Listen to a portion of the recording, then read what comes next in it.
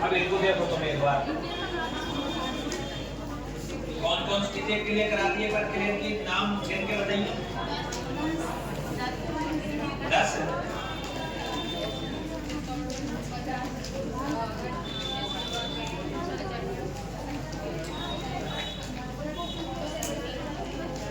तो तुम बयाना का किला डाल दो, इसमें से बहुत पेपर में आता है सवाल, है ना। बयाना किला क्या हो गया, बयाना दुर्ग।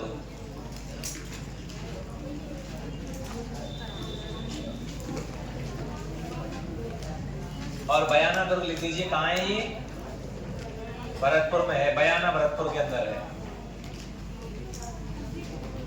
इधर देख लो एक बार, दुर्ग के बारे में बता देते हैं तुमको, फिर फोटो दिखा देंगे दुर्ग की। देखिए इस दुर्ग का निर्माण करवाया था, बयाना दुर्ग का निर्माता तुमसे पूछेगा तो आपको निर्माता याद रखना है, कौन बताइए, विजयपाल ने, विजयपाल यादव ने इस दुर्ग का क्या करवाया था, निर्माण करवाया था 1040 ईस्वी में। कब करवाया था, 1040 में। एक पहाड़ी है यहाँ पर, उस पहाड़ी का नाम है मानी पहाड़ी। कौन सी पहाड़ी है, मानी पहाड़ी। या तो इसका नाम मानी पहाड़ी है, मानी पेपर में नहीं आए तो आपको करना है दमदम पहाड़ी। कौन सी, दमदम पहाड़ी या दमदमा पहाड़ी, एक ही बात है। 1040 में बनाया ये दुर्ग, तो आप लगा लीजिए कि कितना पुराना है, ठीक है ना। अजमेर के से भी, अजमेर का दुर्ग उससे भी पहला दुर्ग है। मैंने आपको एक बात बताई थी कि जब सूरजमल जी ने आक्रमण किए थे तो सूरजमल जी ने बाला किला हुआ करता था, और एक बयाना का फोर्ट हुआ करता था, चित्तौड़गढ़ का फोर्ट हुआ करता था, गागरोन का फोर्ट हुआ करता था, ये कुछ दुर्ग हुआ करते थे, ठीक है ना। तो यहाँ देखिए कि इस दुर्ग का पुराना नाम क्या है, इसका संबंध किससे है। जब आप पौराणिक कथाओं में चलोगे तो पौराणिक कथाओं के अनुसार तो भैया चित्तौड़गढ़ दुर्ग का निर्माता भी भीम है। पौराणिक कथाओं में आप चलते हैं तो यहाँ पर रहता था, आपने नाम सुना होगा उसका, बाणासुर। सुना है क्या, बाणासुर राक्षस था, बाणासुर रहता था, तो इसको बाणासुर की नगरी कहा जाता है। आज भी आप लोग जब बयाना में प्रवेश करोगे ना, तो वहां बयाना में एंट्री करते ही आपको नीला सा बोर्ड, जैसे अपने खेड़ली में लग रहे हैं, महाराजा जय सिंह के पावन धरा पर आपका हार्दिक स्वागत है, इतकु रमेश खींची और इतकु संजय खींच गड़िया, लग रहा है ना। नगर पालिका का चेयरमैन का फोटो लग रहा है, एक हमारे जो यहाँ के विधायक है उनका फोटो लग रहा है। कभी नगर में गए हो, नगर में लिख रहा है ब्रज मेवात संगम स्थली में आपका स्वागत है, ब्रज नगर में आपका स्वागत है। डीग में गए हो, डीग में लिख रहा है झीलों की नगरी, जल महलों की नगरी में आपका स्वागत है, ठीक है ना। ऐसे ही कुमेर में गए हो, कुमेर में लिख रहा है कुबेर नगरी में आपका स्वागत है। तो बयाना में आपको लिखा मिलेगा बाणासुर की नगरी में आपका स्वागत है। एक तो ये ध्यान रखना है, बाणासुर का संबंध है यहाँ से, बाणासुर ने किला बनाया था। अच्छा सा, उसके बाद में आती है, इस दुर्ग का एक नाम और है भादानक फोर्ट, क्योंकि बयाना का पुराना नाम ही क्या है, भादानक नगरी है, ठीक है ना। इस दुर्ग का पुराना नाम है सुल्तान कोट। क्या नाम है, सुल्तान कोट भी इसको कहा गया है, क्योंकि इस दुर्ग पर कई सुल्तानों का अधिकार रहा था। लोधी, खिलजी, उस समय पर यही दुर्ग होता था, तो इस पूर्वी राजस्थान की जागीरदारी को यही दुर्ग चलाता था। कौन सा, बयाना का किला, ठीक है ना। भादानक किला इसको कहा गया, सुल्तान कोट कहा गया, कई सारे नाम और आएंगे जब मैं आपको समझाऊंगा। मानी पहाड़ी पर बना हुआ है, यादवों से संबंधित है। अच्छा सा, अब देखो इस दुर्ग के अंदर आपको क्या क्या चीजें मिलेंगी देखने के लिए। तो एक तो इस दुर्ग के अंदर आपको नील की खेती के साक्ष्य मिलेंगे। किसकी खेती के साक्ष्य, नील की खेती के साक्ष्य इस दुर्ग के अंदर मिलते हैं। ये प्रश्न कई बार थर्ड ग्रेड में पूछा गया है, राजस्थान में नील की खेती की जानकारी कहां से प्राप्त होती है, तो आपको क्या करना है, हाँ ठीक है ना। तो बयाना से नील की खेती के साक्ष्य। उसके बाद में यहाँ अधिकार रहा था समुद्रगुप्त का। अगर आपने समुद्रगुप्त को सुना है तो समुद्रगुप्त का नाम, समुद्रगुप्त को भारत का नेपोलियन कहते हैं भैया। क्या कहते हैं, भारत का नेपोलियन। अब देखिए समुद्रगुप्त ने यहाँ पर अधिकार रखा था, उसमें यही दुर्ग था, तो यही मोस्ट चीज थी। तो यहां से समुद्रगुप्त ने कुछ चीजों का निर्माण करवाया। एक तो 2000 यहां से सोने के सिक्के मिले हैं, 2000 सोने के क्या मिले हैं, सिक्के। और अब तक के सोने के सिक्कों का सबसे बड़ा ढेर अगर भारतवर्ष में कहीं से मिला है तो कहां से मिला है? बयाना से। आप एक बात लगा लीजिए कि बयाना के दुर्ग से अगर 2000 सोने के सिक्के एक साथ प्राप्त होते हैं तो आप लगाइए कि बयाना की उस समय क्या हैसियत रही होगी, जहां से आज सोने के क्या प्राप्त हो रहे हैं? सिक्के प्राप्त हो रहे हैं, ठीक है ना। और ये सोने के सिक्के 2000 सिक्के ये समुद्रगुप्त के, किसके हैं? समुद्रगुप्त। इन पर क्या बीणा वादन करते हुए दिखाया गया है? क्या बजा रहा है भैया? बीणा वादन करते हुए दिखाया गया है। आपको ध्यान रखना है, बीणा से संबंधित दो प्रश्न आते हैं दोस्तों। एक तो बीणा यहाँ आएगा बीणा वादन करते हुए, और एक बीणा और आता है कि कौन से राजा को बीणा का बड़ा शौक था? तो महाराणा कुंभा को। और बीणा किस देवी का वाद्य यंत्र है? तो सरस्वती जी का, ठीक है ना। और बीणा कैसा वाद्य यंत्र है? तो तत् वाद्य यंत्र है। बीणा में क्या होते हैं? तार होते हैं। तो बीणा वादन करते हुए समुद्रगुप्त को दिखाया गया है और 2000 सोने के सिक्के मिले हैं। अब तक का सोने के सिक्कों का सबसे बड़ा ढेर मिला है। इस बात से सिद्ध होता है कि यहाँ पर गुप्त वंश के समुद्रगुप्त का क्या रहा था? अधिकार रहा था, ठीक है ना। एक बात और आती है कि समुद्रगुप्त के एक सेनापति और हुआ करता था सामंत, जिसका नाम है विष्णुवर्धन। क्या नाम है? विष्णुवर्धन। और उस विष्णुवर्धन ने यहाँ पर क्या किया था? एक यज्ञ करवाया था, पुंडरीक। कौन सा यज्ञ करवाया था? पुंडरीक यज्ञ करवाया था। और पुंडरीक यज्ञ करवाते समय उन्होंने एक निर्माण करवाया था, उसका नाम है दोस्तों भीमलाट। क्या नाम है? भीमलाट। और यहीं पर लग रहा है भीमलाट के पास में विजय स्तंभ लगा हुआ है, विजय स्तंभ लग रहा है। देखिए पुंडरीक यज्ञ जब हुआ था तो जिस तरीके से अश्वमेध यज्ञ होता है ना, उसी तरीके से पुंडरीक यज्ञ होता है। तो इन्होंने पुंडरीक यज्ञ किया, घोड़ा वोड़ा छोड़ा होगा, उस बात की तो जानकारी है नहीं, घोड़ा किसने पकड़ा, कौन ठोका पीटा, लेकिन इस बात की जानकारी है कि यहाँ पर उस विष्णुवर्धन के द्वारा, जो किसका सामंत था? समुद्रगुप्त का, उसके द्वारा यहाँ पर विजय स्तंभ बनवाया गया है, जो भारत का सबसे पुराना विजय स्तंभ है। भारत का सबसे पुराना विजय स्तंभ कहां से प्राप्त होता है बताइए? ये कई बार पेपर में आया हुआ है, कई बार। भारत का सबसे पुराना विजय स्तंभ बयाना में, ठीक है ना। बयाना के अंदर है। समुद्रगुप्त के सेनापति किसने? विष्णुवर्धन ने पुंडरीक यज्ञ करवाने के बाद इसका क्या करवाया था? निर्माण करवाया था। एक यहाँ पर बनी हुई है, ईंटों से बनी हुई है भीमलाट। क्या बनी हुई है? ईंटों से क्या बनी हुई है? भीमलाट बनी हुई है। भीमलाट 8 मंजिली है। कितनी मंजिल है? और 26 फुट की ऊंचाई है इसकी। कितनी है? 26 फीट ऊंची है, ध्यान रखना, 8 मंजिला। ऐसा कहते हैं। उस समय कहा जाता था, या फिर ये विजय के उपलक्ष्य में बनवाई है, भीमलाट और विजय स्तंभ दोनों एक ही हैं, ठीक है ना। या तो अगर यहाँ भीम का संबंध रहा है, किसका संबंध रहा है? भीम का संबंध। ऐसा कहते हैं कि भीम का संबंध इस दुर्ग से रहा था। तो अगर भीम का संबंध रहा है तो भीम लाट इसलिए इसका नाम है कि इस पर भीम अपने किसको रखता था? गदा को रखता था। किसको रखता था भैया? गदा को। भीम के गदा रखने का स्थान क्या था? भीमलाट था। अब लगाइए कि अगर ये भीम के गदा रखने का स्थान था तो गदा को भीम अपने यहां से, this is not a donkey, this is गदा, ठीक है ना। गधा नहीं है ये, गदा मतलब गोटा, हनुमान जी को सोटा, ठीक है ना। तो ये गदा है, तो ये गदा रखता था। तो भीम कितना बलवान रहा होगा अगर ये भीमलाट है तो, क्योंकि आपके ग्रंथों में समुद्रगुप्त के बाद में पहले भीम का नाम, भगवान श्री कृष्ण का नाम, उनके वंश में यादव वंश के राजाओं का नाम, बहुत सारी चीजों का यहाँ नाम मिलता है। तो भीमलाट पहले खंडित हो चुकी थी। बीच में हमारे साथ पुरातत्व विभाग के मंत्री रहे थे विश्वेंद्र सिंह जी, कांग्रेस की सरकार में। उन्होंने सबको नव निर्मित करा दिया, क्योंकि पर्यटन से बहुत ज्यादा क्या आता है सरकार को? पैसा आता है दोस्तों, ठीक है ना। किसी क्षेत्र में आप कुछ विकसित मत करिए, पर्यटन विकसित कर दीजिए बस, फिर देखिए वहाँ पैसा। आज वो रेत के दौरे क्या दे रहे हैं हमको? पैसा दे रहे हैं। बोलो दे रहे कि नहीं दे रहे हैं? जैसलमेर में कभी ऐसे कहते थे कि यहाँ कुछ भी नहीं है, आज वहां से पैसा कमा रहा है, सरकार पैसा कमा रही है, ठीक है ना। तो ये भीमलाट है। अच्छा, भीमलाट की ऊंचाई कितनी है? 26 फीट। कितने मंजिल की है ये? किससे बनी हुई है? ईंटों से बनी हुई है, ठीक है ना। एक ये ध्यान रखना। दूसरी बात, समुद्रगुप्त ने राजस्थान के में विजय स्तंभों की बात करें तो पहला विजय स्तंभ है बयाना फोर्ट में। राजस्थान का सबसे प्रसिद्ध विजय स्तंभ है चित्तौड़गढ़ के दुर्ग में। और 1857 की क्रांति के 2 विजय स्तंभ आऊवा पाली में। कहां पर है? आऊवा पाली में। और 1965 जब हमने पाकिस्तान से लठ बजाया था तो मैंने आपको दिखाया था तनोट माता के मंदिर में विक्ट्री पिलर लगा हुआ है। इतने विजय स्तंभ राजस्थान के अंदर है, जिसमें सबसे पुराना कौन सा है? ये आरएस के पेपर में आया था पुंडरीक, ये पौंडरिक यज्ञ के बाद में विष्णुवर्धन ने निर्माण करवाया था। पेपर में आरएसके में पूछा है और कई बार आता रहता है। 2000 सोने के सिक्के, ये सारी चीजें याद रह जाएगी। नील की खेती के साक्ष्य, ठीक है ना। नील की खेती के साक्ष्यों की जानकारी एक व्यक्ति देता है जिसका नाम है सैम्प्रो स्पेल्टर। क्या नाम है भैया? सैम्प्रो स्पेल्टर।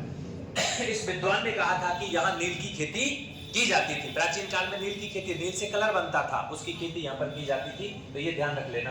एक और बात इसके अंदर आती है कि देखिए, इस दुर्ग के अंदर एक चीज और मिली है, 18 फुट लंबा मानव कंकाल।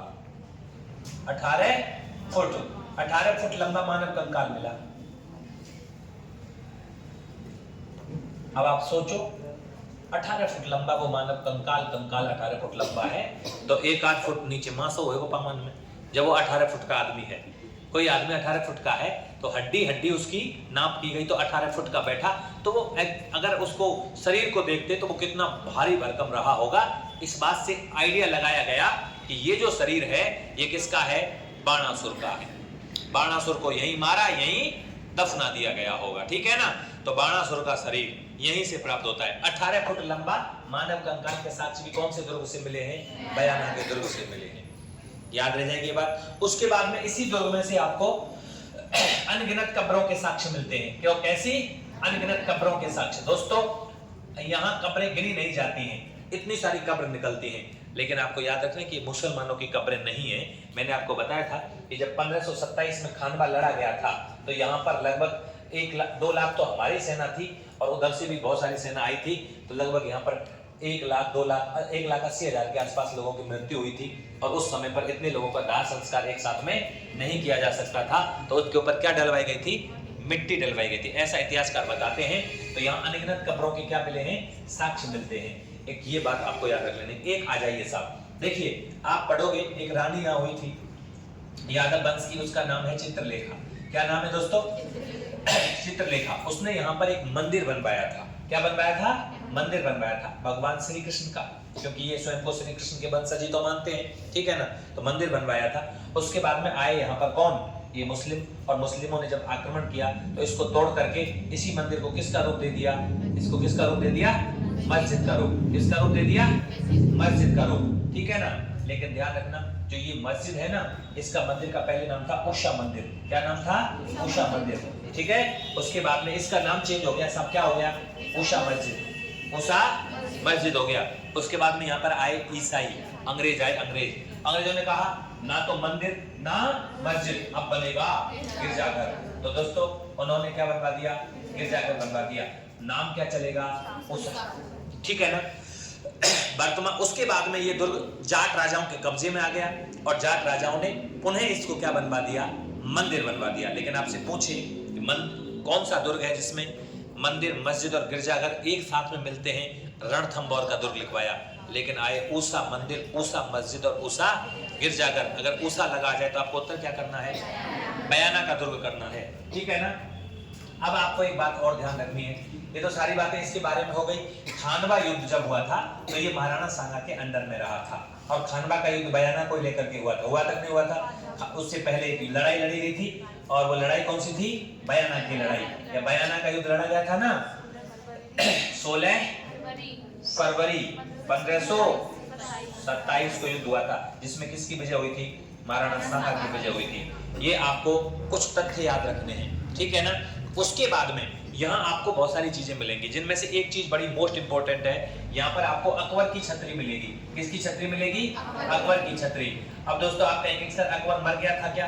नहीं, अकबर ने क्या किया था? गुजरात को विजय किया था, गुजरात को जीत लिया था। उस गुजरात विजय के उपलक्ष्य में अकबर ने यहाँ पर किसकी छतरी का निर्माण करवाया था? अकबर की छतरी का। एक इस तरीके से बनवा दिया पिलरों पर, एक कोई बिल्डिंग सी छोटी सी, छतरी नाम मिल गया उसका, ठीक है ना।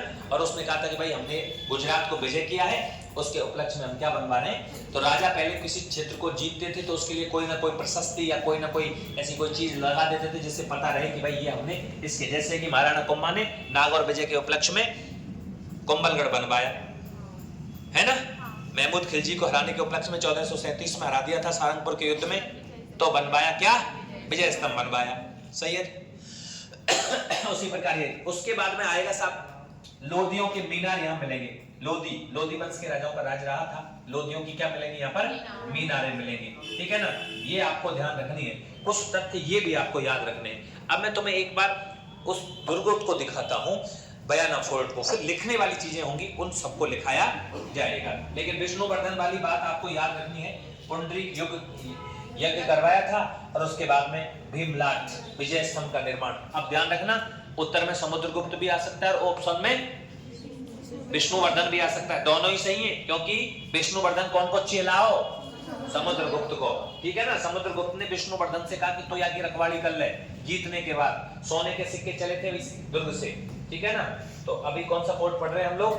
बयाना। मानी दमदम पहाड़ी पर है।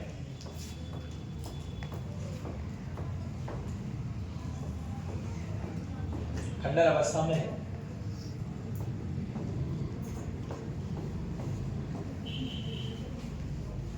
देखिए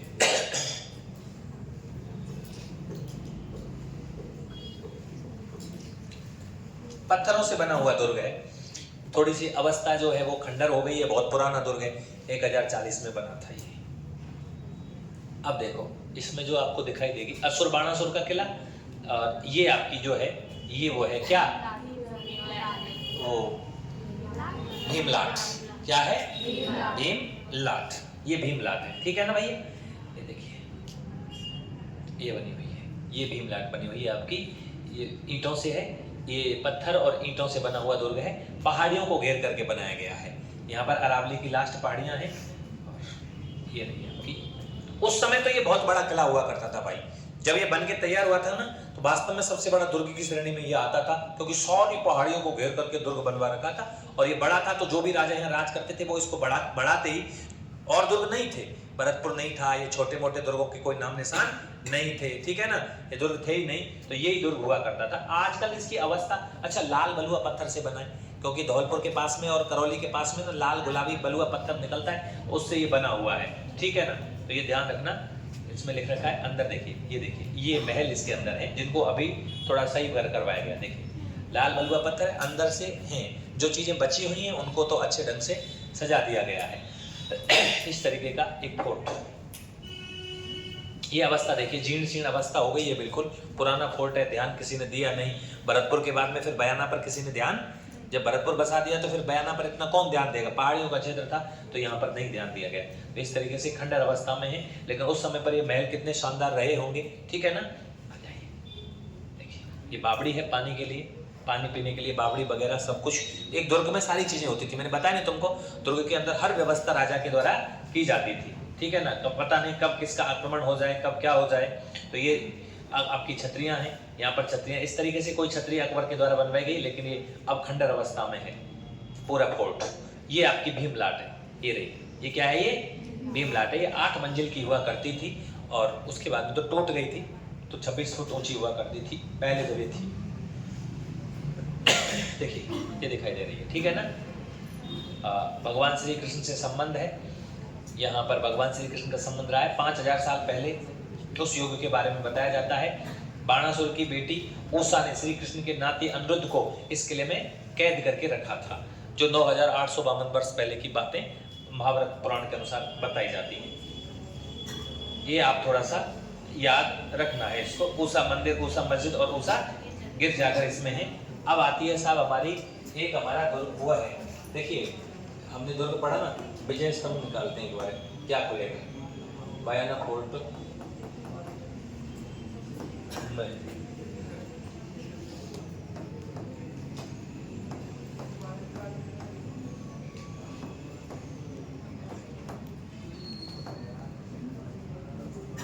यही आया, ये अलग है ना, ये रहा, ये पूरी मीनार।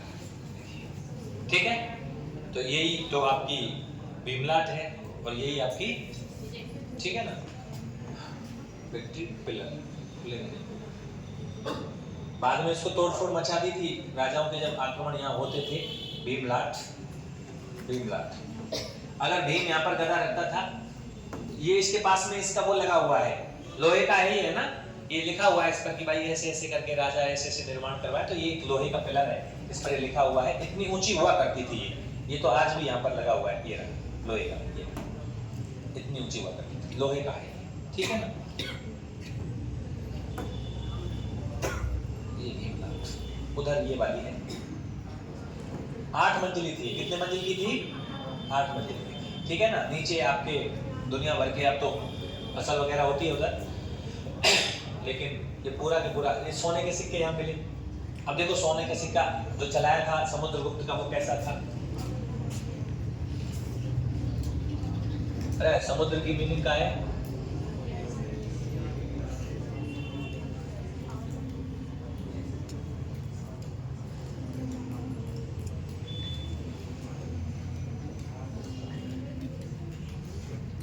कैसे तो आवे वो आएगा।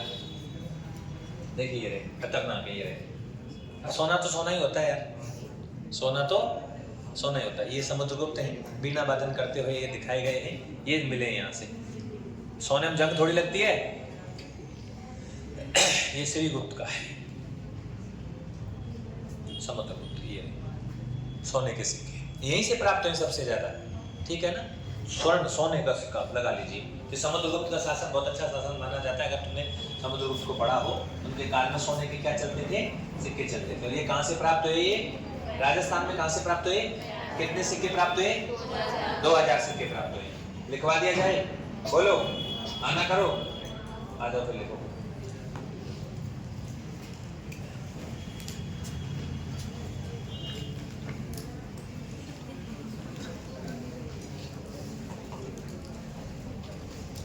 देखिए सर,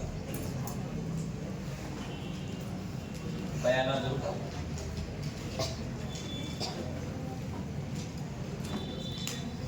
बरसपुर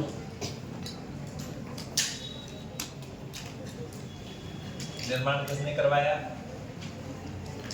बोलो।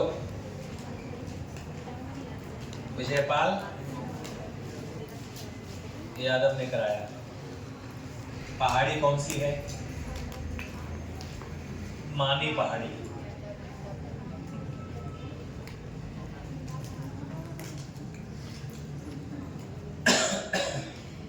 पुराना नाम सोनितपुर, उसके बाद में भादानक,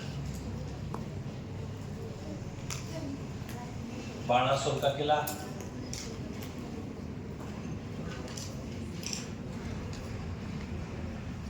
सुल्तानकोट,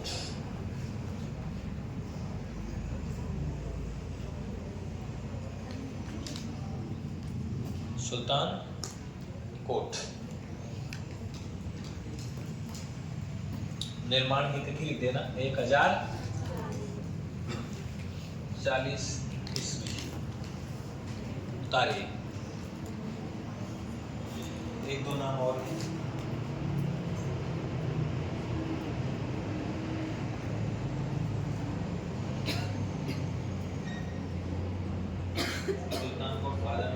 विजय मंदिरगढ़ आ गया क्या? विजय मंदिरगढ़।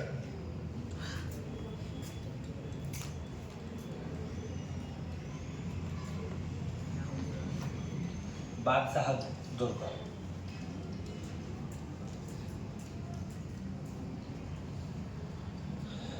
बादशाह दुर्ग कितना नहीं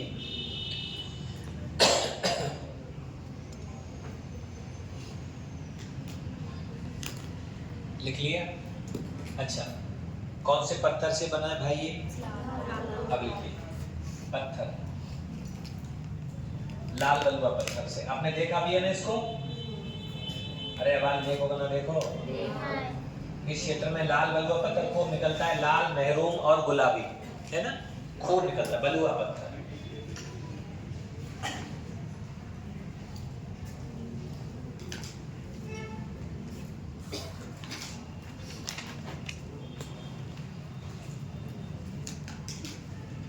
उतार लिया।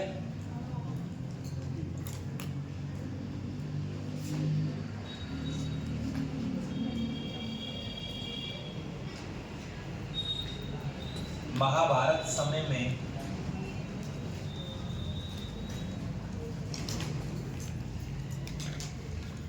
यह बाणासुर का किला हुआ करता था।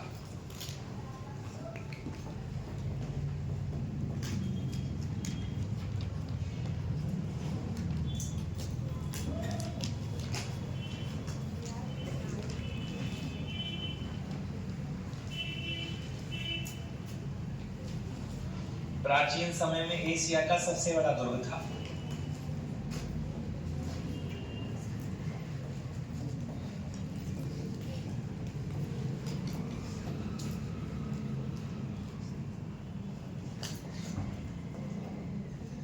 प्राचीन समय में, उस समय में एशिया का सबसे बड़ा दुर्ग यही हुआ करता था।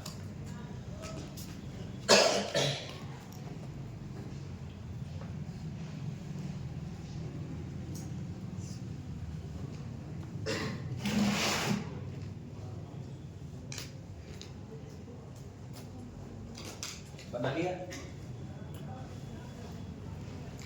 उसके बाद में आकर्षण लिखेंगे, क्या क्या चीज है अंदर,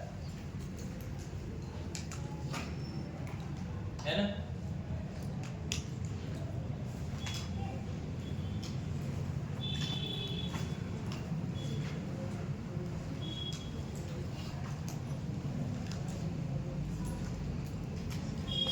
आकर्षण लिखिए।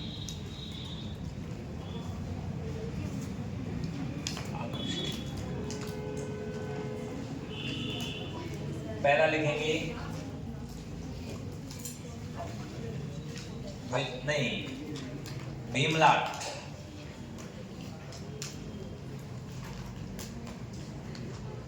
राजस्थान का क्या है ये, है पहला विजय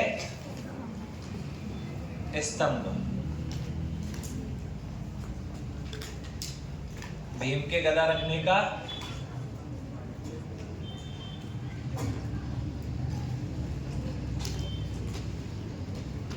स्थान इसको पहले कहा जाता था। निर्माण कौन ने करवाया भैया को,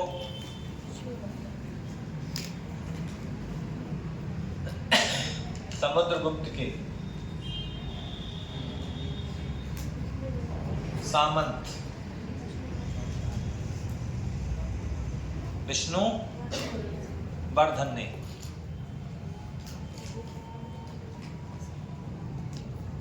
विष्णुवर्धन ने कौन सा यज्ञ करवाया था, पुंडरीक यज्ञ के बाद।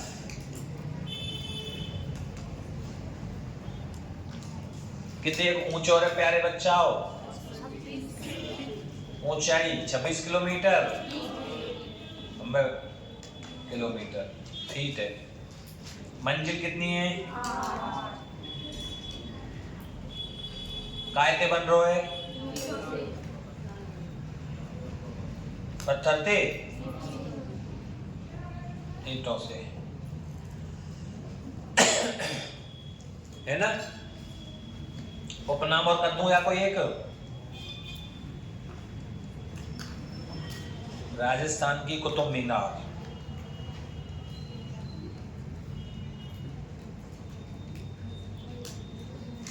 राजस्थान की क्या बोले आते, कुतुब मीनार बोले।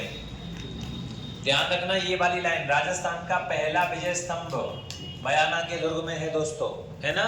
और प्रसिद्ध विजय स्तंभ चित्तौड़गढ़ में है। क्रांति के विजय स्तंभ आउवा में है।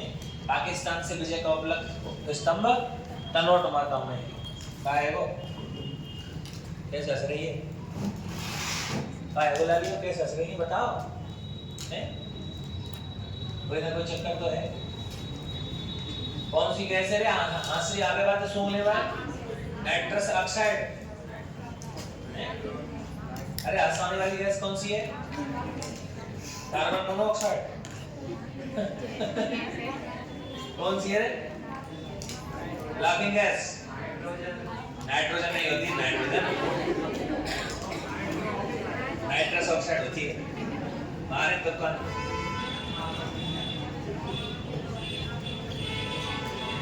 राजस्थान की कुतुब मीनार कहते हैं इसको, बता दो भीमलाट को।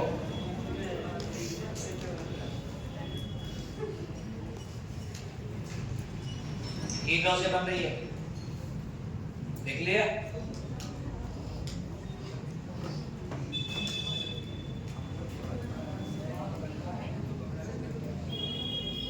कितनी मंजिल है ये? 8 मंजिल। और हवा महल कितने मंजिल है? 5 मंजिल है। और चित्तौड़गढ़ का विजय स्तंभ 9 मंजिल। और कीर्ति स्तंभ 7 मंजिल। और भीमलाट 8 मंजिल। और भीमलाट जलप्रपात कहाँ है? मांगली नदी पर है, बूंदी में, ठीक है ना। और भीमलाट तालाब चित्तौड़गढ़ में। और भीमलाट कुंड, नोट लगा के लिखवा दूं तुम क्या तो बोलो हैं? आना करो।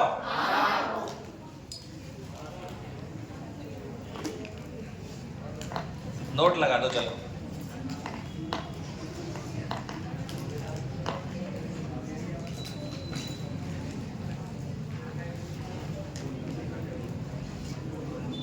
भीमलाट कुंड विराटनगर। भीम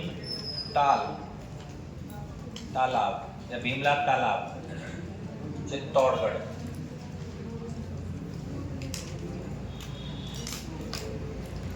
भीमलाट जलप्रपात बूंदी। और भीमलाट तो तुमने लिख ही लियो।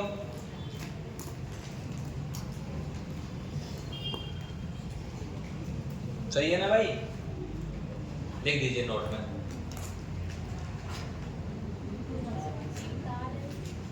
ताल लिख दो, तालों में नहीं ताल, बाकी सब तलैया।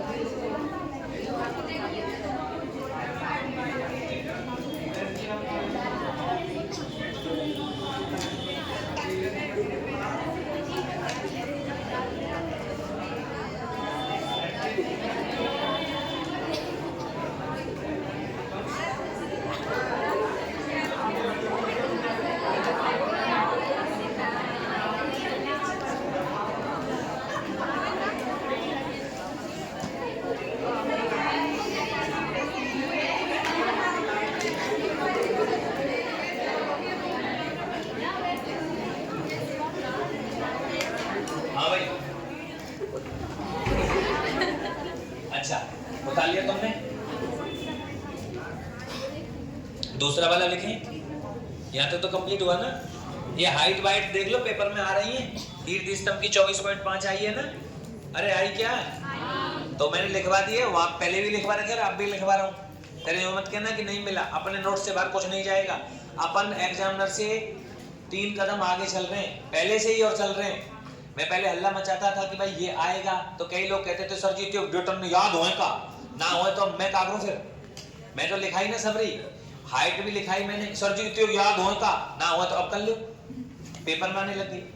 मतलब जो चीजें 5 साल पहले लिखवाई थी वो अब आने लगी हैं। मैं 5 साल पहले इन चीजों को लिखवा चुका हूँ कि भाई ये आते हैं, ठीक है ना। तो अब जब आए हैं तो यहाँ से पूछ लेगा। भीमलाट का तो कई बार पेपर में बहुत बार आता है। मंजिल याद रखना 8 मंजिल, ठीक है। अब डालेंगे आप लोग, दूसरा आकर्षण है यहाँ से सोने के सिक्कों का। देखिए सोने के सिक्कों का ढेर। और तुम गांव में प्रचार न करेगा छोरा जाके। और लड़कियां तुम बहनजियों क्या करती हैं? तुम्हारी अड़ोसी पड़ोसी दोस्त दुश्मन सबसे कह दो कि चलो, क्योंकि खेड़ली में अब क्या है, अब ये 12वीं के पेपर तो चालू होने वाले ना, तो नए आएंगे, नए मुल्ला आएंगे और अल्लाह ही अल्लाह पुकारेंगे। आगे होंगे नहीं, मेरी सुनो, आएंगे अभी तो 5-7 और आएंगे। क्योंकि उनको पता है कि 12वीं क्लास का बच्चा मूर्खानंद होता है। क्यों? क्योंकि उस बेचारे को कंपटीशन का क्या नहीं पता होता, इसलिए जो खिंच जाए वो सही है भाई। वो टीचर 12वीं वाली तो हैं, तो वो पढ़ाएंगे धुआंधार। अब मैं ये कह रहा हूं कि अपन सबसे बेहतरीन पढ़ाते हैं, लेकिन जब तुम सोचो तुम्हारा मास्टर स्कूल वाले तुम्हारे टीचरों को पढ़ाता है तो फिर बात। लेकिन मैं प्रचार कर रहा हूं, ये तो अब प्रचार चल रहा है, ये दिस इज एडवर्टाइजमेंट, ठीक है ना, ये एडवर्टाइज है, इसलिए बोल रहा हूं कि आप लोग मेरे एडवर्टाइज कौन है? तुम।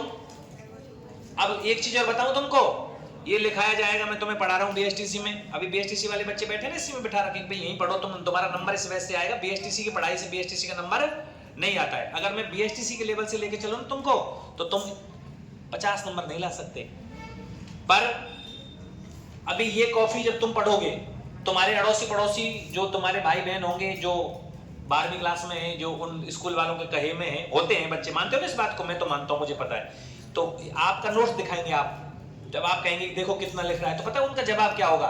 कि वो तो फाउंडेशन पढ़ा रहा है, उनको क्या पढ़ा रहा है? फाउंडेशन। और बच्चे को 1 सेकंड में मोड़ देते हैं वो, उन पर बात तरीका होता है। बच्चे को बहका दो, अरे इतने तगड़ो पढ़ा रहा तुम, नेक लेक में यूं कह दूं, और इतने तगड़ो, तुम लोग कहेंगे यार कितने तगड़ो पढ़ा दी वैसो, जबकि कुछ नहीं है, ये इससे भी बाहर पेपर जा रहा है। उसके लिए तुम्हारे पास में एक जवाब है कि इस नोट्स से बाहर लगभग सवाल नहीं जाते हैं। लगभग का मतलब है 99% तो आते ही आते हैं, तो ज्यादा ही पढ़ना पड़ेगा। मैं तो 50 बार चिल्ला चिल्ला के कहूंगा जितना हो सके उतना ज्यादा पढ़ो, जितना ज्यादा पढ़ोगे तभी नंबर आएगा। तो मैं इसलिए आपसे कह रहा हूं कि आप अड़ोस पड़ोस में आपके जो हैं 12वीं में जो आएंगे, उनको बोल देना कि भाई पढ़ाई करनी है तो अच्छे ढंग से पढ़ो। 4 सवाल गलत बता दिए, इनकी तो बात भी क्या करें। अब जिनसे यार टक्कर ही नहीं ली, भाई मैं तो महाराणा प्रताप जी की तरह अकबर से टक्कर लेता हूँ, सीधा सट बात है। तो टक्कर सीधी जयपुर से लेंगे। आप तो यूट्यूब है क्लास, और भी लोगों की क्लास पढ़िए। पढ़ने के बाद में आप उसको देखना कि मैटर किसने ज्यादा कराया, कि ज्यादा मैटर किसने कराया और अच्छे ढंग से किसने समझाया। नहीं आई समझ में?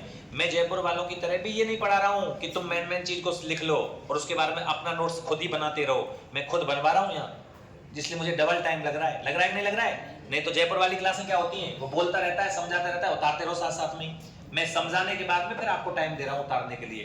तो मेरी कोशिश ये है कि अपन छोटे स्तर पे काम कर रहे हैं, तो आपका नंबर आना जरूरी है, ठीक है? इसलिए प्रचार विचार करते रहो आराम से, कोई और नोट्स मत देना किसी को, या ये पढ़ाएंगे आधे से तो लाओ रे छोरा देव बारे के नोट्स हमने लाओ कहाँ है, फोटो स्टेट कोई करा ले, तुमने कोई बहका दे, डर्रा की पढ़ाएंगे। और गलती तो यूं पूछ लियो ना तुमने प्रश्न, तुम जाओगे गलती से मत पूछना किसी से भी। गलती से किसी ने कोई प्रश्न भी पूछ लिया मास्टर थे, तो क्लास में तो खड़े हो, पता कैसे कहेंगे, हमको पता हो तू देव बारे में भेजो है, जबरदस्ती। और मैं तुमसे मना कर रहा हूं कि तुम्हें इस कोचिंग का नाम लेकर के खेड़ली की किसी भी कोचिंग में नहीं बैठना है। बैठना है तो नाम मत लीजिए फलानी कोचिंग में पढ़ूं, हम लपक पंच बन जाएं, क्योंकि वो लोग उल्टो मुझे बदनाम करेंगे। कैसे?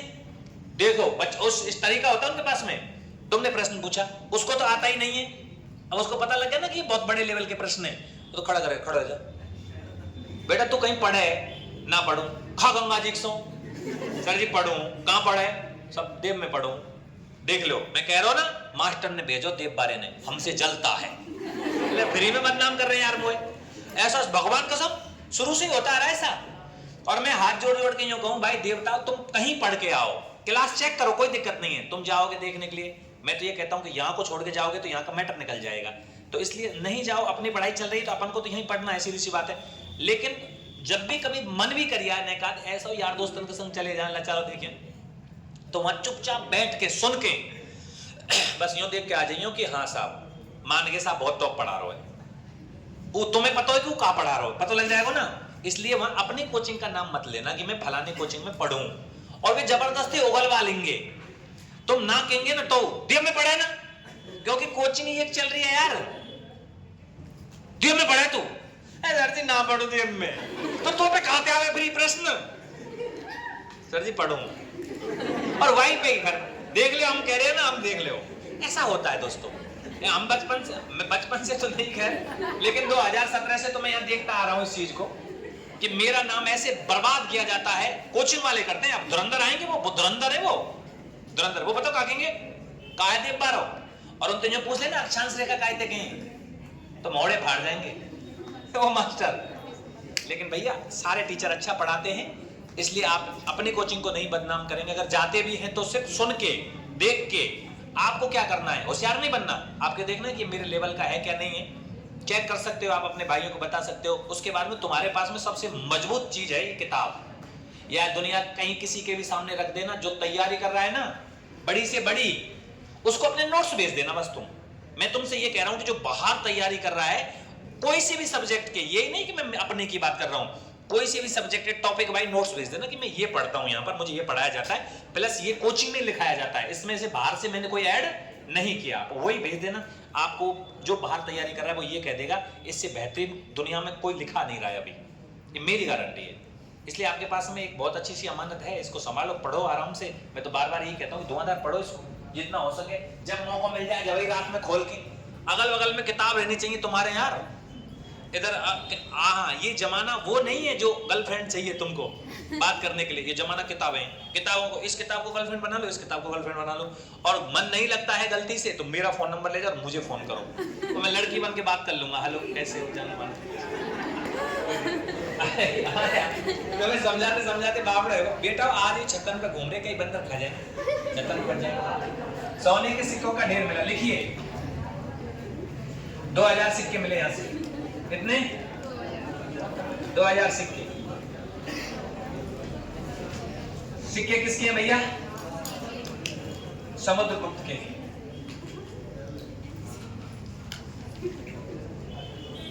समुद्रगुप्त इन पर क्या बजा रहे हैं?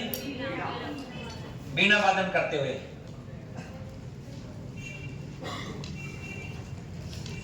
समुद्रगुप्त को भारत का क्या कहते हैं दोस्तों? तो राजस्थान का नेपोलियन किसे कह सकते हैं? सोच के देखो। अरे राजस्थान का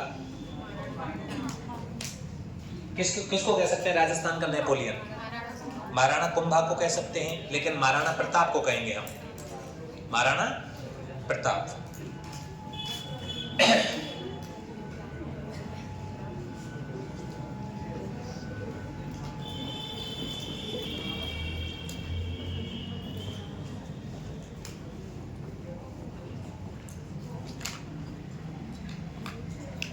लिख दीजिए, मैंने सिक्के तुमको दिखा दिए है ना।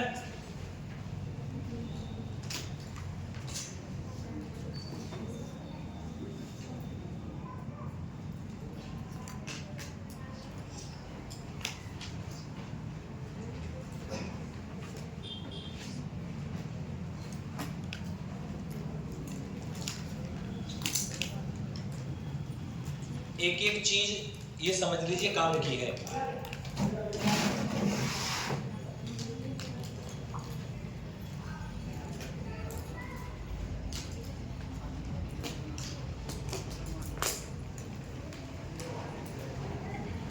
उतारिए आगे, लेकिन तीसरे नंबर का आकर्षण उषा मंदिर, उषा मस्जिद, उषा गिरजाघर। हिंदी है थोड़ी देख लीजिए, गिरजाघर ऐसे लिखेगा तो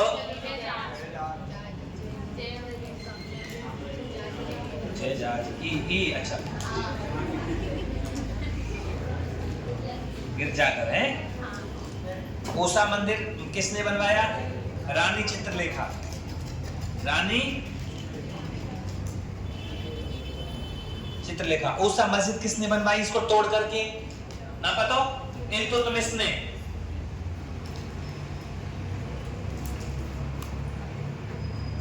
और ये गिरजाघर को पता ये कौन बनवावे हुआ है? अंग्रेज।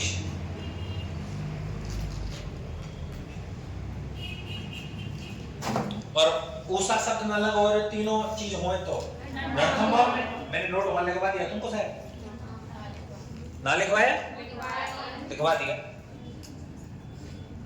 यहाँ मैं देहरा आपको बयान किया, इसमें नहीं, उस दुर्गों में भी नहीं और गोरखपुर के अंदर भी नहीं। कहीं भी नहीं दे रहा।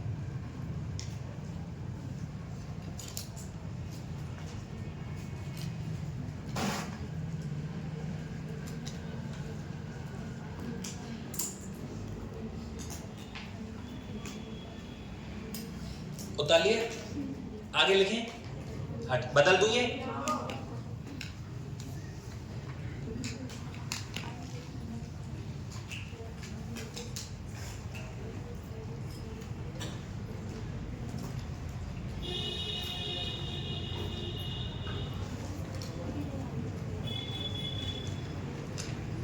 इधर लिख दूं, देखो 18 फुट लंबा मानव कंकाल,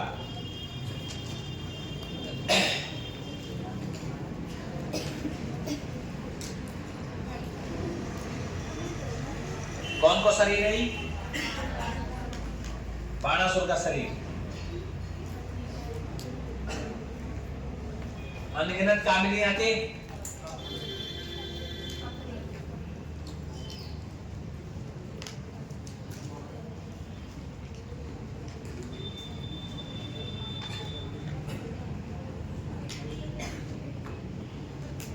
कब्रें, नील की खेती के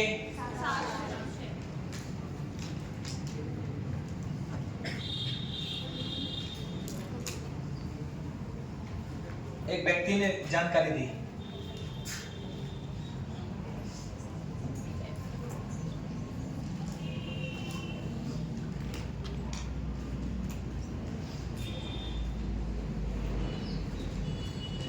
अकबर की क्या है यहां पर?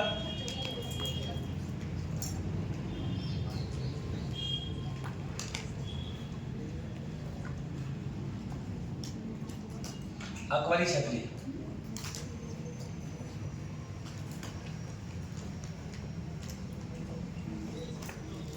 गुजरात विजय के उपलक्ष्य में, है ना? अलाउद्दीन खिलजी की छतरी कहां है? चित्तौड़गढ़ के दुर्ग की तलहटी में, है ना? अकबरी छतरी लिख लिया। लोधी मीनार,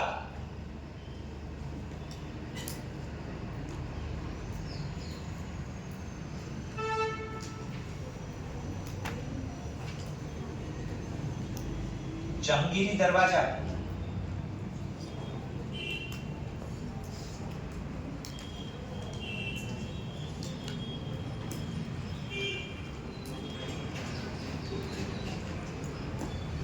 हुमायूं के भाई, चचेरे भाई है ना, जमान मिर्जा का बंदी गृह, बंदी बना लिया था यहां पर जमान मिर्जा को।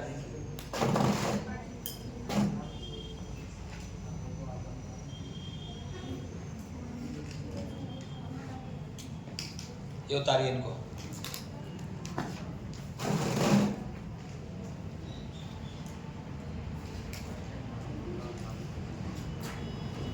लोधी मीनार हो गई क्या? जहांगीरी दरवाजा,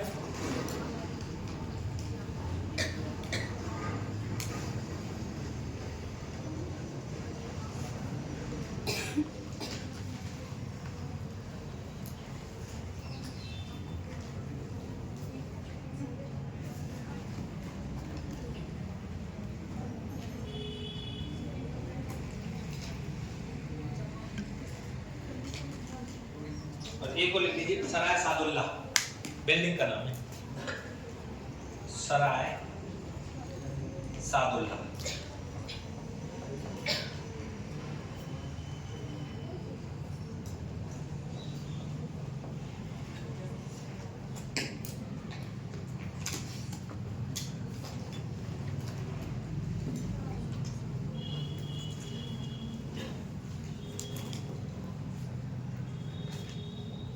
ये पेपर में आया हुआ सवाल है, बरीक वंश का है ना, यहाँ बरीक वंश ने शासन किया था।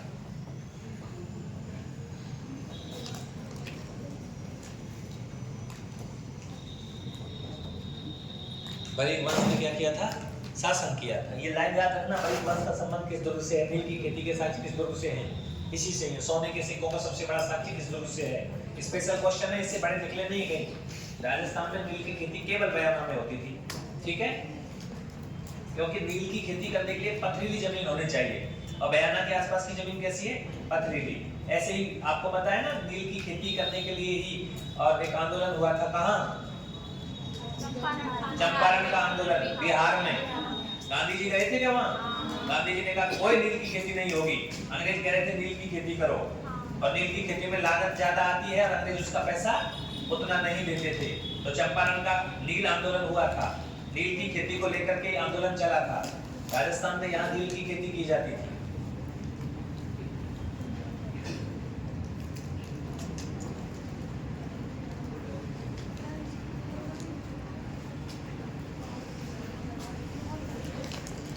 ये आपका बयाना का किला कंप्लीट हुआ। छोटा सा दुर्ग और है, उसको लिख दो डीग का किला, साथ में है ना, क्या सब में लिखवाएंगे, रुक जाने, डीग का किला डालिए। डीग को किला देख रखो तुमने, है देख रखो है, भीतर थे यार, भीतर थे ना देखो, कछु नाम देखने का तुम काबिल का भीतर।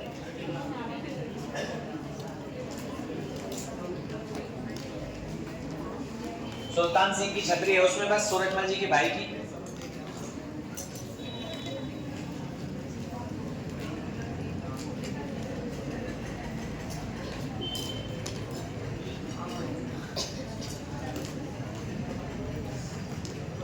ये देखो, सुनो, सेम टू सेम भरतपुर को दुर्ग है ना, ऐसो कैसो भारतीय देखने में हीरो, सेम टू सेम पारिक दुर्ग है और मिट्टी का किला है। 1730 में महाराजा सूरजमल जी के पिताजी कौन थे, बदन सिंह, बदन सिंह जी के द्वारा बनवाया गया था 1730 में, ठीक है ना। सबसे पहली राजधानी यही है। बाद में भरतपुर में एक जगह है जिसका नाम चौबुर्जा था, वहां खेमकरण नाम का व्यक्ति रहता था, उसको सूरजमल जी ने पराजित किया, रेमगिरी चट्टान को कब्जे में करके लोहागढ़ खड़ा करवा दिया। दीर्घपुर इसका पुराना नाम है, और डीग का किला इसका नाम है। डीग राजधानी हुआ करती थी, भरतपुर के राजाओं की दो राजधानियां थी, पहली राजधानी डीग और दूसरी राजधानी कुम्हेर, ठीक है ना। मराठों ने कुम्हेर को तोड़फोड़ मचा दिया था, तो उसके बाद में मराठों से संधि हो जाती है, वो बाद में समझेंगे आपको। ये किला है, अंदर मिट्टी भरी हुई है, इसमें आपको एक देखिए, ये बाहर से देखने में आपको लगेगा ये रहा आपका फोर्ट, तो ये पूरा के पूरा फोर्ट का व्यू है, ये रहा, ये देखिए ये रहा, ठीक है ना। तो अंदर इसमें ज्यादा कुछ तो है नहीं, कुछ तो महल बन रहे हैं जो पुराने फूटे फूटे से हैं, और एक भीतर एक छतरी है समाधि उनके भाई की, सूरजमल जी के भाई की, सुल्तान सिंह की।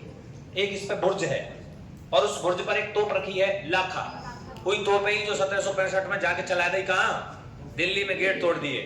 ये तोप रखी हुई है, लाखा तोप। कौन सी तोप है, लाखा तोप। ध्यान रखना, दुर्ग डीग के किले के अंदर वहीं पर ये लगी हुई है। बाकी देखने के लिए बहुत बड़ी कुछ इसके अंदर वर्तमान में नहीं है। हनुमान जी का एक छोटा सा मंदिर है। लाखा तोप इसलिए यहाँ में वजन कितने का है, 1 लाख किलो वजन है। बुर्ज पर रखी हुई है, उस बुर्ज का ही नाम है लाखा बुर्ज। कौन सी बुर्ज, लाखा बुर्ज, ठीक है ना। लेकिन एक बात और बता रखी है, कई सारे लोगों से आप जब सुनेंगे तो आपको लगेगा, ऐसा कहते हैं वो कि साहब ऐसो हो साहब, यहाँ ते साहब दिल्ली को निशानो बनायो साहब, और दिल्ली को ऐसो निशानो लगायो जो दिल्ली को गेट तोड़ दियो। ना भैया ऐसो कतई ना होयो, या तो पे धर के ले गए, काय पे हाथीम ते खींच के ले गए यार, ठीक है ना। और हाथीम ते खींच के ले गए भैया यार, और डीग के किले, दिल्ली के किले के सामने लगा दे और कर दियो। अब ये बात बताओ, दिल्ली ते यहाँ तोड़ देगी कई लोग कहते हैं, आप भरतपुर के दुर्ग में जाएंगे, जब यार सुनेंगे, तुम कथा सुनेंगे, बैठे रहेंगे गले नाम है, और वही तोप है जाना जी को दिल्ली को गेट तोड़ दियो। अब कोई बात आवे हमारे दिमाग में तो यहीं तो यार दिल्ली को निशाना बंद होगा, यहीं पे ऐसे सोचते हैं, लेकिन ऐसा नहीं है। इसको लेके गए थे, बाद में यहाँ बुर्ज पर स्थापित कर दी है सुरक्षा करने के लिए, ठीक है ना। तो ये आपकी लाखा तोप, ध्यान रखना, वो मैं आपको बाद में बता दूंगा, ठीक है ना। तो उसके बाद में एक चीज और मोस्ट इंपोर्टेंट है, उसको और थोड़ा सा देख लीजिए कि इस इस साइड में तो फोर्ट बना हुआ है, ठीक है ना, और इस उसके जस्ट आगे जल महल बने हैं। जल महल क्या बने हैं? डीग के जल महल। और ये डीग के जल महल हैं, इसलिए जल महलों की नगरी कहते हैं। लाल बलुआ पत्थर से बने हुए महल जल महल है। महलों में कहूंगा सावन भादो महल, गोपाल महल, नंद भवन, ठीक है ना, बहुत सारे भवन इसमें सूरजमल जी ने बनवाए थे। ये ग्रीष्मकालीन प्रवास के लिए बनाए गए थे, ग्रीष्मकालीन प्रवास के लिए। ये देखिए, ये पूरा आपका एक फोटो होगा, इसमें नहीं मिल रहा, देखिए ये देखा होगा, तुम गए होंगे तो ये तुम ये इसमें होके निकले होंगे। इस तरीके से दरवाजा है, जिस सामने से एंट्री करते हैं, तो इस तरीके से दरवाजा है इसका। देखिए फिर उसके बाद में जाते हैं, फब्बारे चलते हैं यहाँ, इसलिए ध्यान रखना फब्बारों का मेला कहाँ बढ़ता है? डीग में। और फब्बारों का शहर कौन सा है? उदयपुर। और सावन भादो फब्बारे कहाँ है? सावन भादो फब्बारे, सावन भादो फब्बारे, कल सावन भादो फब्बारे ढूंढ के लाना मुझे, ठीक है ना। हाँ, तो यहाँ बढ़ता है मेला। ये देखिए, ये मेन गेट है, ये देखिए ये मेन गेट है। ये यहाँ पर ऐसा झूला लगा हुआ है अंदर, इस तरीके का देखेंगे आप तो ऐसा कहते हैं कि नूरजहां का झूला है। ये पूरे के पूरे दुर्ग है, ठीक है ना। ये पानी भरा हुआ है, पहले दिन में बास आ गई बुरी भैया, यहाँ दुनिया कपड़ा में धो गई, ठीक है ना, बास आ गई यहाँ पे पानी में से। अब तो क्या है, बढ़िया पानी वानी भरवा दियो और एकदम सही करवा दिया इनको, शानदार हो गए थे, कलर वलर भी हो चुका है और बहुत शानदार जबरदस्त दिखाई देते हैं। क्या गए हो क्या कभी डीग में? अपने नजदीक है, क्या जाए देखने के लिए? चलिए देखेंगे, है ना। तो डीग का किला डाल दो आप लोग, छोटा सा है, लिख दीजिए।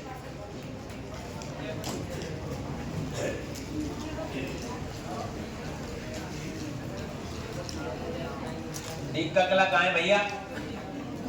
डीग में ही है, तो डीग जिला बन गो भाई, है ना बेटा, मान जा, डीग जिला बन गो, है ना। 1030 में निर्माण करवाया था किसने? महाराजा बदन सिंह ने,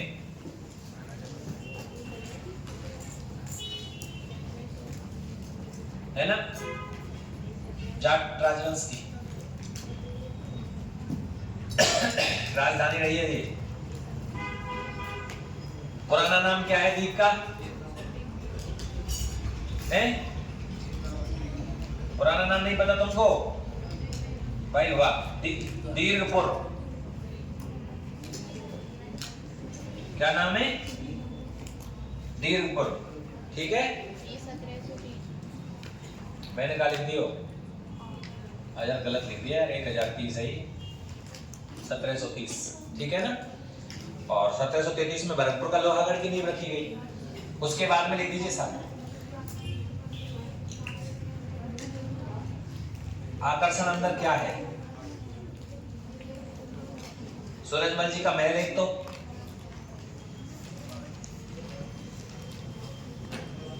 और एक आपका है इसमें सुल्तान सिंह की छतरी,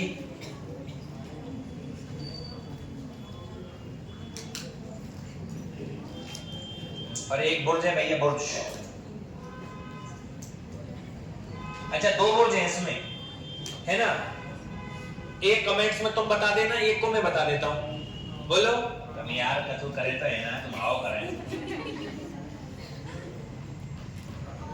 लखा बुर्ज, और यह लखा बुर्ज पे क्या रखी है भैया? लाखा तोप रखी है, तोप, लाखा तोप रखी है यहाँ पे।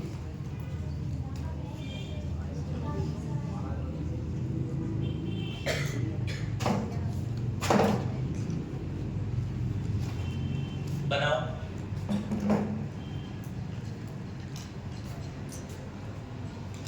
कौन से किले ने चांदी के गोले दाग दिए?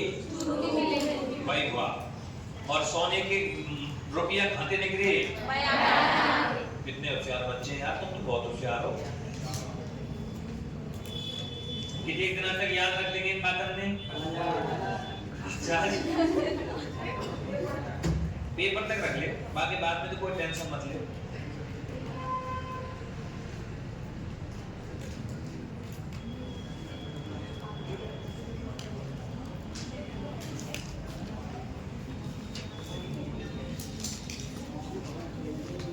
अब एक और लिख दो, नहीं बुर्ज को तो छोड़ो, हाँ बुर्ज को तो कल लाओगे तुम। दिल्ली के वजीर,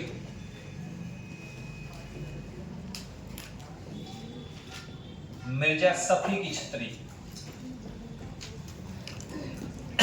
समाधि। बुर्ज का नाम तो तुम दोगे, एक और बुर्ज है आलिस्तान,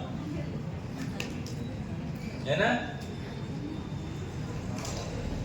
इस दुर्ग के अंदर ही जल महल और हैं।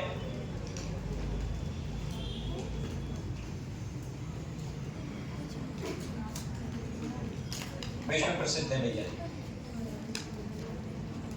अलग से जल महलों को कराऊंगा फिर, है ना, महलों में कराऊंगा तो जल महलों को अलग से कराऊंगा, है ना। और ये दुर्ग की श्रेणी कौन सी है भाई साहब? श्रेणी लिख देना, पारिख। पारिख दुर्ग है। कौन सा दुर्ग? हाँ पारिख है। मिल गई तुमको दूसरी बुर्ज? हाँ मिलेगी कहां से फिर? हम बावड़े, हमने कहा कि ढूंढ लाना।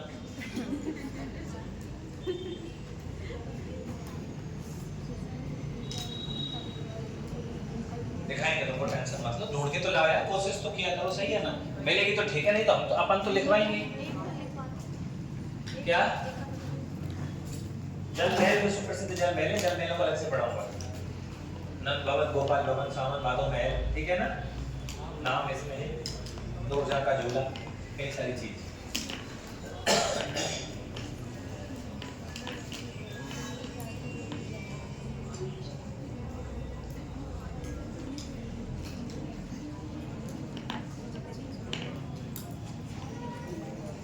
लाखा तोप लिखी है तुमने? तोपों को जरूर ध्यान रखना। किलकिला, शंभुबाण, गजनीकांत, मुस्तैद, गुब्बारा, नागपल्ली, धूल, धाणी, दुनिया भर की तोप, बिच्छू बाण जोधपुर के किले में। बजरंग बाण और एक तो जय बाण, दोनों जयगढ़ फोर्ट में। शारदा तो खंडार के किले में, ठीक है ना। और ओंकार तो धौलपुर के किले में। नवलबाग तो बारां के किले में। और लाखा तो, ठीक है ना। एक और है गर्भ गुंजन, वो बहुत आगे पेपर में, मोदी में। गर्भ गुंजन, मोदी के अंदर गर्भ गुंजन। तो ये कुछ तोपों के नाम है, लगभग 30 के समथिंग तोप हैं टोटल मिला के देखें, उनके नाम याद रखने हमको। कंप्लीट है डीग का किला। कौन ने बनवाया डीग को किलो? कौन सी श्रेणी में बनवाया? मिट्टी को किलो है तो पत्थर को किलो है? मिट्टी का ही भाई, भरतपुर की तरह। अच्छा, पुराना नाम क्या है इसका?